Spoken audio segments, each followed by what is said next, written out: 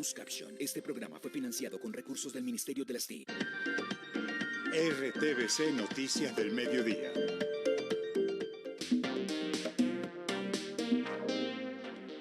Mucha atención, a esta hora se reúnen en Bogotá el presidente electo Gustavo Petro y el expresidente Álvaro Uribe. John López, buenas tardes. ¿Cuál es la agenda del encuentro? Adelante. Hola Carolina, muy buenas tardes. Mire, pues el encuentro se realiza hasta ahora aquí en el norte de Bogotá y hace parte de la agenda de reuniones programadas por parte del presidente electo Gustavo Petro para lograr el llamado acuerdo nacional que fue muchas veces mencionado durante su campaña presidencial. Inicialmente la reunión se llevó a cabo a solas entre el presidente electo Gustavo Petro y el expresidente Álvaro Uribe y posteriormente ingresaron a la reunión también Alfonso Prada, quien fue su jefe de debates, y por parte del Centro Democrático la directora nacional de este partido, Nubia Estela Martínez. Recordemos que dentro de estas reuniones ya se habían realizado también en las últimas horas los encuentros con quien fuese su contendor en las pasadas elecciones presidenciales, el ingeniero Rodolfo Hernández, y también con el ex vicepresidente de la República, Germán Vargas Lleras. Con esta información los invitamos a conocer otros titulares del día aquí en RTVC Noticias.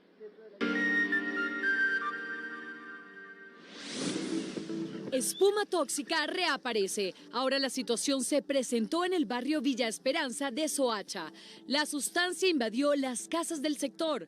Los habitantes se declaran preocupados por las afectaciones ambientales y de salud. ¿Por qué se presenta este fenómeno? ¿Qué riesgo trae para la salud y el ambiente? ¿Qué otros municipios están afectados? En minutos, todas las respuestas.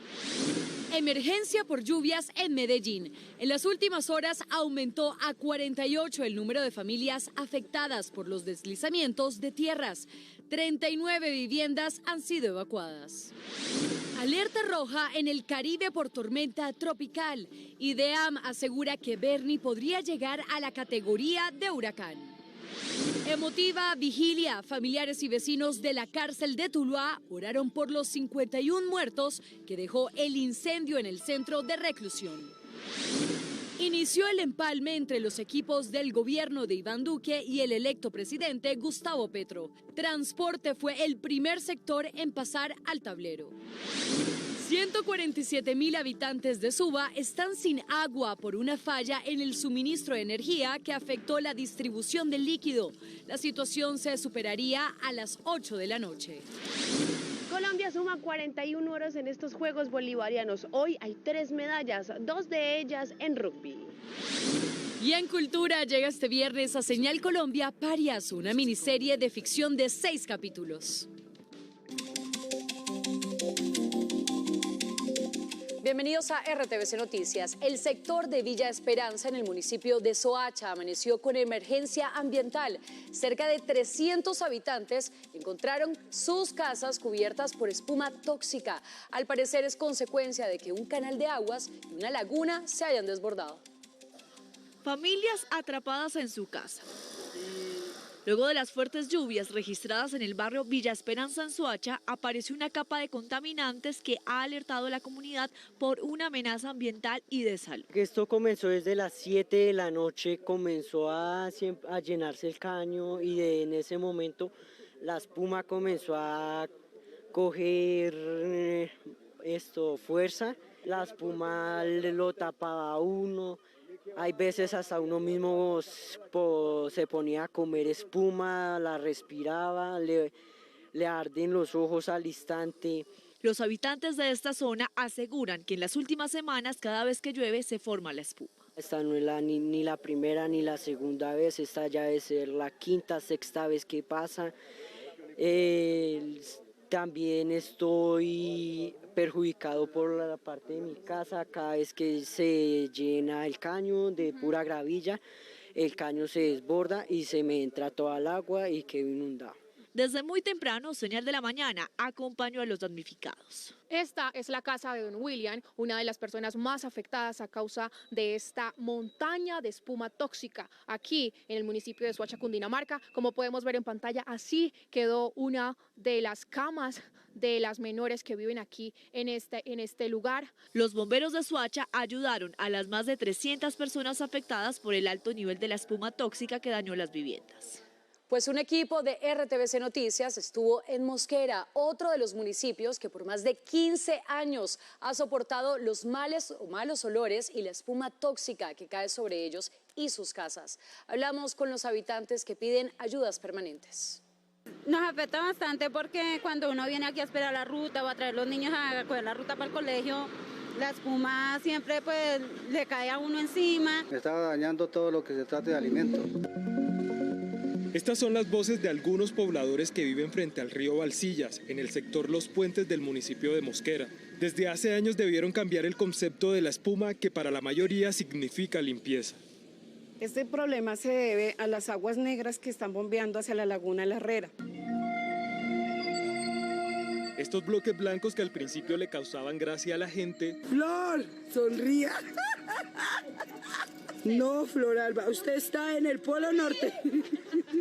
Nos decían que no había ningún niño enfermo y sí, hubieron problemas de dolor de estómago, de dolor de cabeza. Son indicios de que esto sí está llevando a alguna problemática de salud en la comunidad. Aquí, en el río Balsillas, la CAR retiró más de 1 kilómetro de buchón para que desapareciera la espuma. Sin embargo, el problema persiste. Por favor, no nos abandonen en este momento, que digan ya, esto se solucionó. No, esto no se ha solucionado. La ribera del río Balsillas en los últimos 15 años se volvió un foco de contaminación ambiental. A simple vista esa espuma se ve inofensiva, pero es tóxica de acuerdo a los estudios que han hecho ecólogos e investigadores científicos. No, terrible, terrible, sagradamente terrible. Yo no sé qué vamos a hacer. Mosquera tiene más de 160.000 habitantes, es decir, no estamos hablando de un problema menor. Por eso consultamos a un biólogo, un doctor en hidráulica ambiental de la Universidad de Londres, un epidemiólogo y, por supuesto, a la CAR, la entidad encargada de manejar estos asuntos ambientales. Hace unas semanas, esta capa de espuma tóxica cayó sobre pobladores del municipio de Mosquera. Este problema inicia en el municipio de Boyacá con las aguas que bajan de su río y a su vez confluyen con las aguas del río Subachoque desde Facatativá. El río Balsillas está funcionando como un embudo de todo lo que ocurre, o sea, es un embudo de información de todo lo que ocurre en toda la cuenca. Estos detergentes han removido la grasa, los aceites, son solventes de limpieza. Pero ¿cuál es el gran problema que hay detrás de la espuma con malos olores? Es parcialmente tóxica esa espuma. Esto genera dos gases fundamentales, ¿no? Que es el metano, que es un gas de efecto invernadero poderosísimo, y el ácido sulfídrico. Por su parte, la CAR asegura: los análisis de calidad del agua que se presentaron están en unos niveles normales relativamente, solamente hay unos niveles altos de surfactantes y de algunos otros compuestos, pero digamos la mayor cantidad de compuestos están por debajo del límite normativo. El monitoreo de malos olores nos dicen que hay sustancias químicas ahí que pueden producir irritación, broncoespasmo también. Entonces no es inocuo, eso hay que corregirlo porque afecta a la salud de las personas. Tenemos que avanzar como país en el tratamiento de las aguas residuales domésticas. El tema de contaminación hídrica nos está ganando la batalla en Colombia.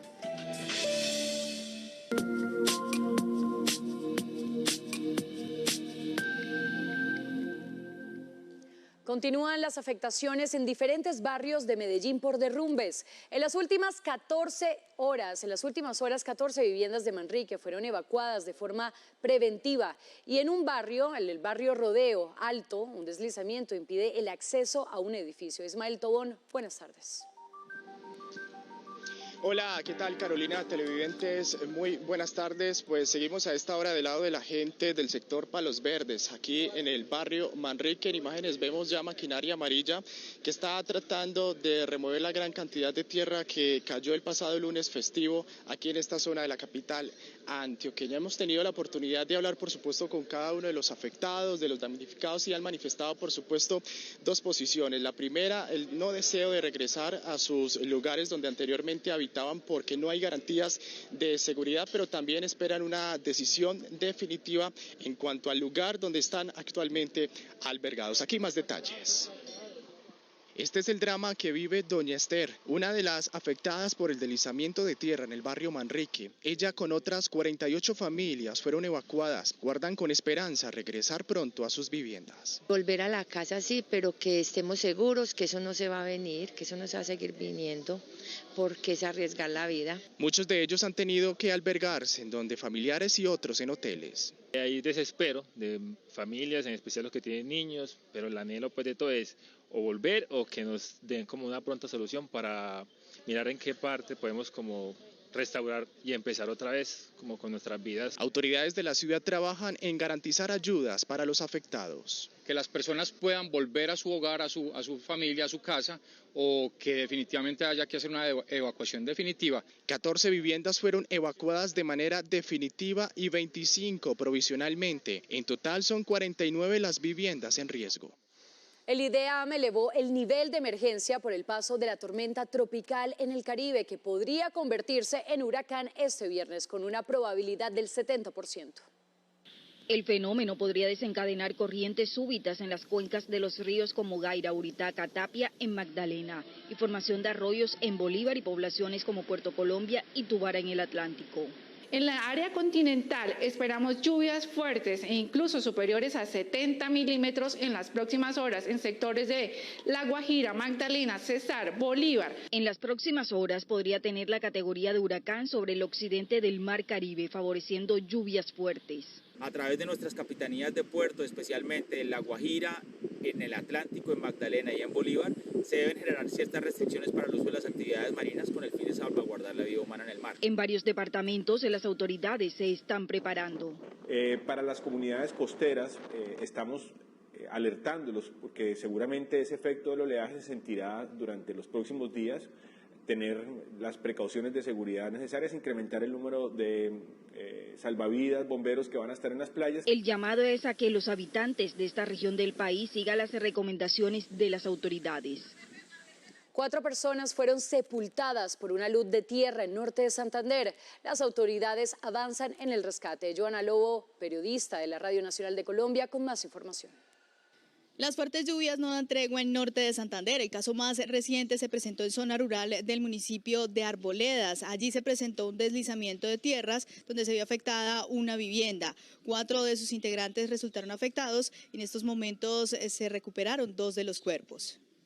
Una luz de tierra sepultó a una humilde familia campesina con un desenlace trágico. Hasta el momento se han logrado rescatar 2 cuerpos sin vida.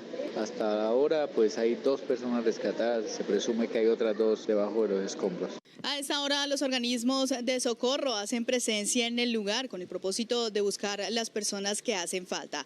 Radio Nacional de Colombia y RTVC Noticias conectados 24/7. Y le hacemos seguimiento a la tragedia en la cárcel de Tuluá, en el Valle del Cauca. Hace poco se conocieron las primeras imágenes del interior del centro de reclusión. Carlos Gutiérrez, ¿qué reportes se tienen de los fallecidos y heridos? Adelante. Hola, muy buenas tardes. Antes de responder esa pregunta, déjenme mostrarles a ustedes en exclusiva estos videos que fueron suministrados por parte de las autoridades. Hace parte del perito de ese proceso de indagación que adelantan precisamente la Fiscalía y la Procuraduría para establecer lo ocurrido. Allí se pueden ver cómo las paredes, los muros del patio 8 de este centro penitenciario de Tuluá quedaron totalmente calcinados. De acuerdo con el reporte preliminar, es que muchos de los internos trataban de buscar los baños para echarse agua y de esta manera intentar controlar la situación, pero muchos de los internos que fallecieron en esta situación murieron asfixiados por el humo. Este material hace parte de todo ese proceso de indagación que adelantan las autoridades. Entre tanto, anoche se llevó a cabo a los alrededores de la cárcel de Tuluá una vigilia para orar precisamente por las 51 víctimas que infortunadamente fallecieron en medio de estos hechos. Una luz por cada una de las 51 víctimas fatales de Tuluá unió a las familias y a la comunidad que con plegarias hicieron frente al dolor de la pérdida. Manos elevadas al cielo, miradas perdidas y oraciones conjuntas fue el panorama que se dibujó a las afueras de los muros del penitenciario. Nos ha dolido en el alma a todos.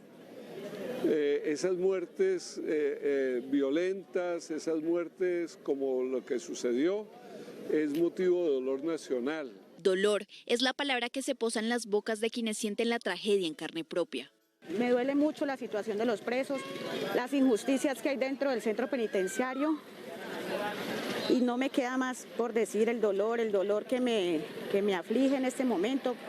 Lo único que yo le pido a Dios es que pues mi esposo esté bien, así sea en una clínica, pero que esté bien. Aunque el fuego les arrebató la vida, también fue símbolo de resiliencia y una forma de decir adiós en medio de la vigilia.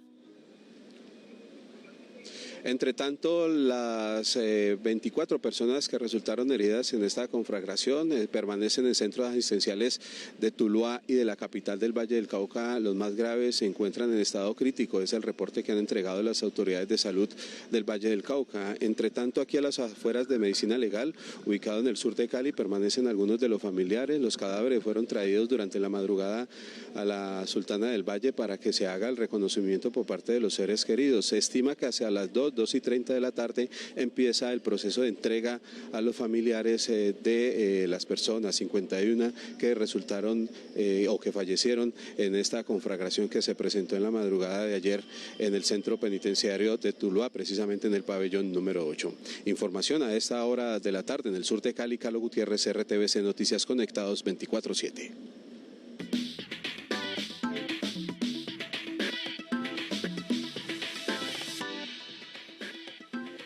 y 16, bienvenidos a la información deportiva. Sigue la acción de la 19ª edición de los Juegos Bolivarianos y Colombia domina ampliamente el medallero. Pero para conocer más detalles nos conectamos a esta hora con nuestra enviada especial, Paula Fresnea, quien se encuentra en Valledupar justamente con toda esta información. Paula, hola, muy buenas tardes y por favor cuéntenos cómo está avanzando esta 6ª jornada de los Juegos.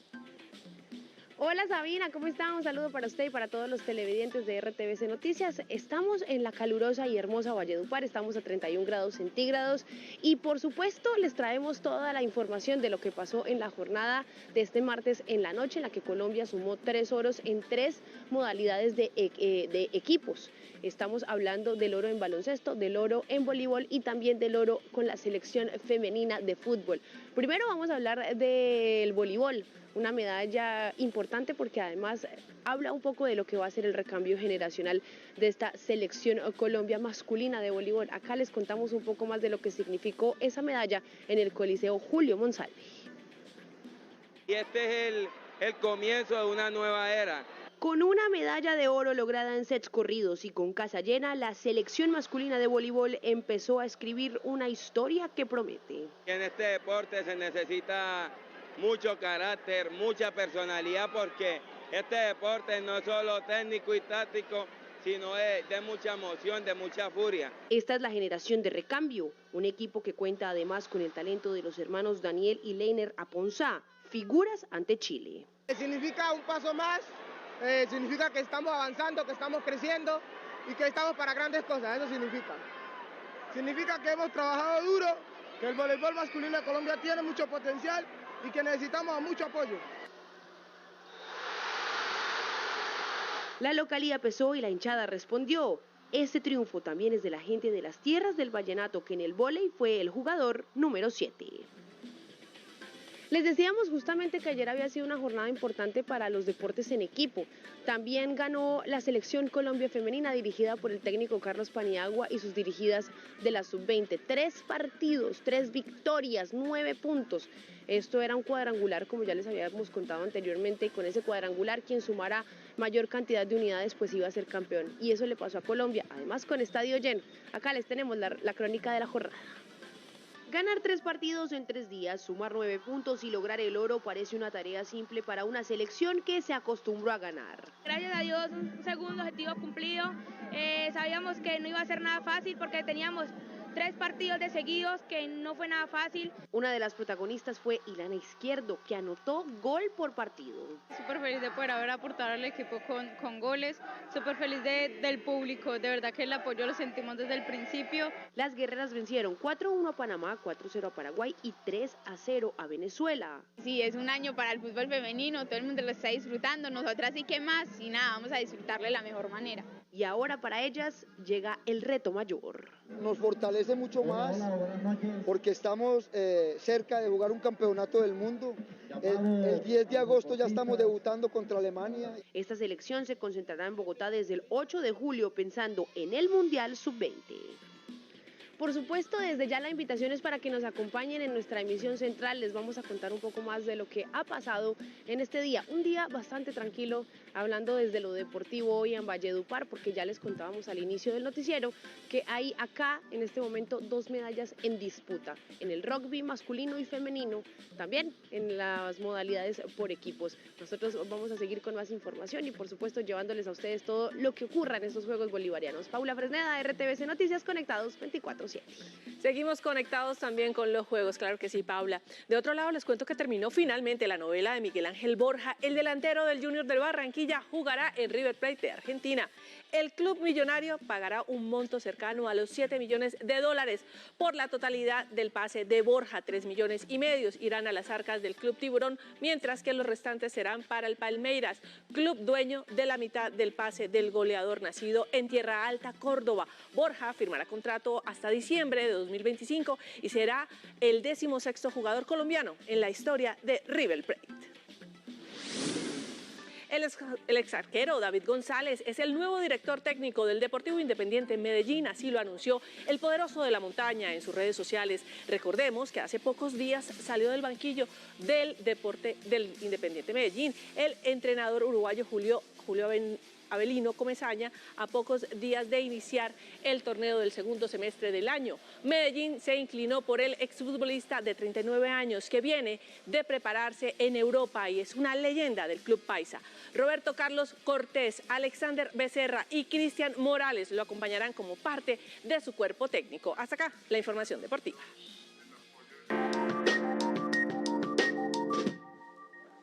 Hoy varios barrios de Suba amanecieron sin el servicio de agua a causa de un daño que no permite el bombeo que hacía los tanques del sector. Por fallas en circuito de media tensión, hoy fue suspendido el suministro de agua en Suba. Esto afectó 6 postes de la energía y pues producto de ello las estaciones de bombeo no pueden suministrar agua a más de 147.000 personas que viven en estas zonas del Cerro de Suba. Nos hemos visto grandemente afectados porque pues son cosas básicas del diario vivir como bañarse, los alimentos. Por su parte, Nancy Bernal presenta inconformidad con la falta de avisos sobre los frecuentes cortes de agua y sugiere a las entidades mantener al tanto a los habitantes del sector. Muy afectados porque no avisan los cortes de agua y uno se entera ya cuando no tiene agua. Varios trabajadores de la plaza afirman haber tenido que acercarse en varias ocasiones al carro tanque que se encuentra ubicado en la plaza central de Suba desde las 7 de la mañana. Me tocó también carretear hace días y pues hoy llega el trabajo y lo mismo. Una vez en el Codensa restablezca el fluido, se podrá reiniciar el bombeo para llenar los tanques y normalizar el suministro de agua y de este modo se calcula que sobre las 8 de la noche el suministro vuelva a la normalidad.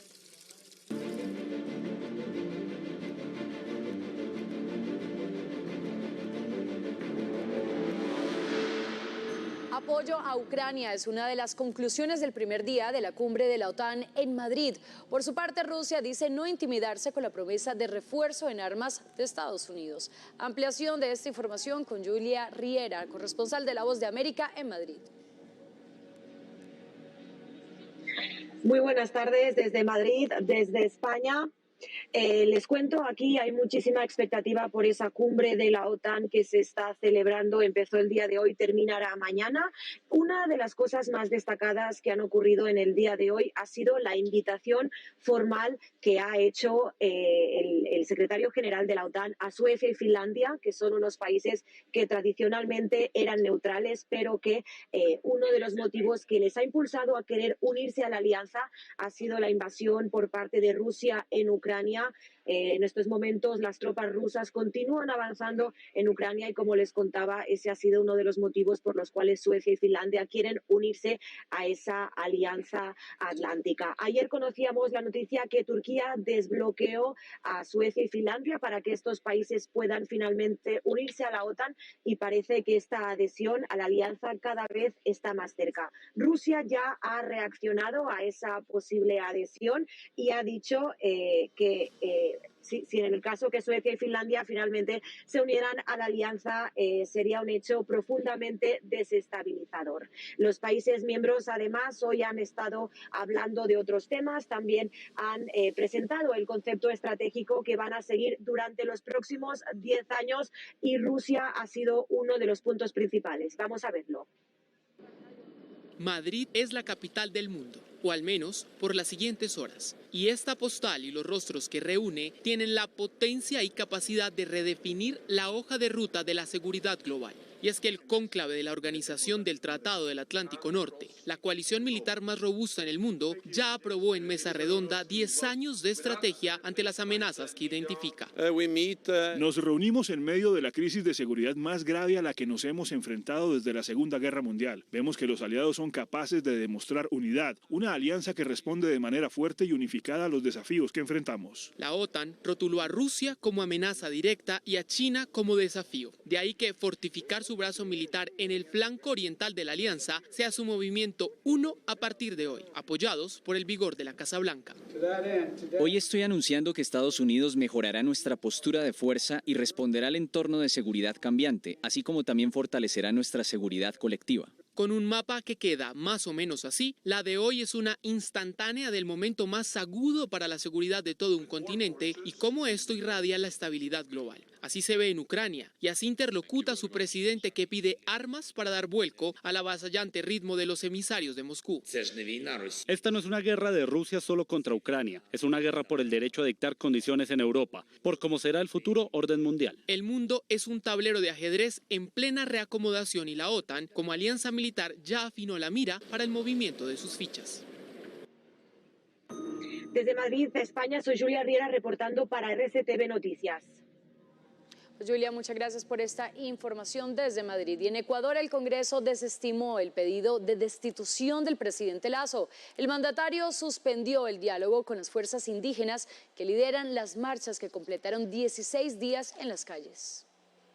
El destino de Ecuador se define en las calles todavía y dentro de recintos como este, el de su Congreso. En su mayoría opositor, resolvió a última hora del día desestimar el pedido de destitución de Guillermo Lasso como inquilino del Palacio de Carondelet. No ha sido aprobada la moción presentada por el asambleísta Fernando Cedeño Rivadeneira luego de la reconsideración de la votación, señor presidente. Grave crisis política y conmoción interna, la causal constitucional con la que se promovió el pedido de remoción reunió 80 de los 92 votos necesarios. Con horas de diferencia, Lasso optó por la ruptura de diálogo con la Confederación de Nacionalidades Indígenas, que lidera las marchas que completan 384 horas activas.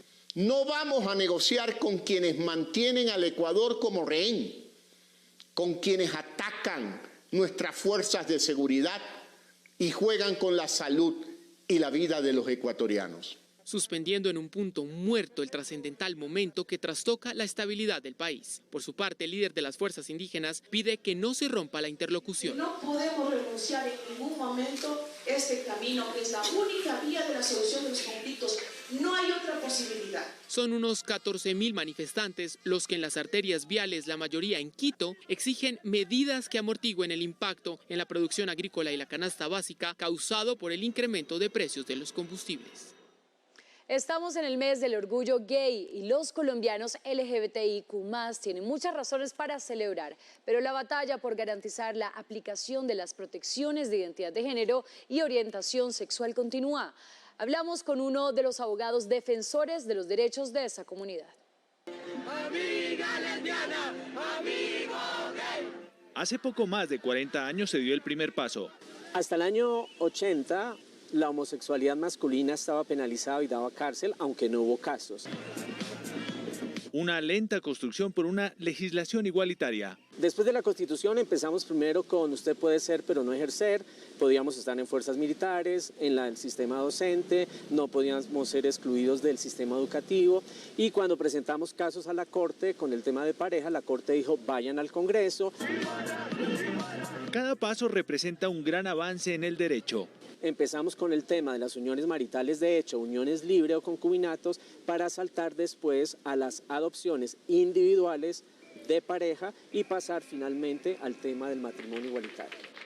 El último avance que tenemos es la sentencia de la Corte Constitucional con el tema de no binario y le ordenó a la registraduría cambiar todos los formatos para que desde el momento de nacimiento se empiece a utilizar esta casilla y luego la persona no tenga que empezar a presentar demandas judiciales. Y aunque significa un ejemplo para el mundo, la Corte Constitucional colombiana es aplaudida y estudiada y sus sentencias sirven de base para muchas otras sentencias de muchos otros países en el mundo entero. La tolerancia es me lo aguanto porque me toca, pero no porque yo quiero. Las ruedas sueltas aún no se ajustan del todo a la sociedad.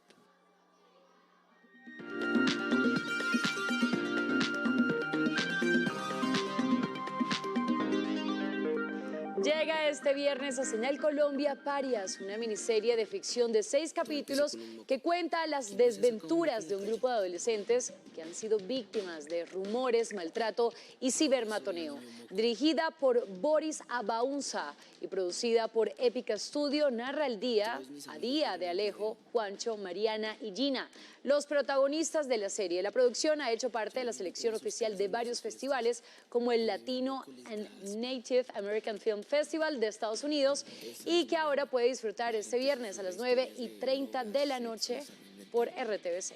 Aquí con esta información cultural nos despedimos de la emisión del mediodía de RTVC Noticias. Subir el nivel de exigencia académica.